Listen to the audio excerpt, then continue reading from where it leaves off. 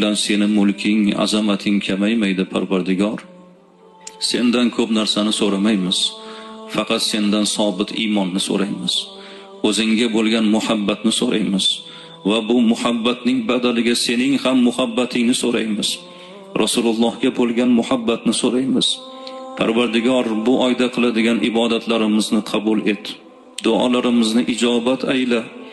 Ramazonga qadar insonmiz, bandangmiz, qulingmiz. Gunoh qildik, xato qildik, isyon qildik, tug'yonga bordik. Parvardigor, o'zing kechirgin. Bilib bilmasdan qilgan xatolarimizni mag'firat ayla. Ota-onalarimizni gunohlarini kechirgin. Bizlarni deb xatokor bo'lgan, ibodatlarda kamchiliklarga yo'l qo'ygan otamizni, onamizni jannat ahlidan qilgin. O'tgan bo'lsalar rahmat aylagin, hayot bo'lsalar umr bergin, iymon bergin. Kasbi korda, ishda, mehnatda yurgan yigitlarimizni ishlar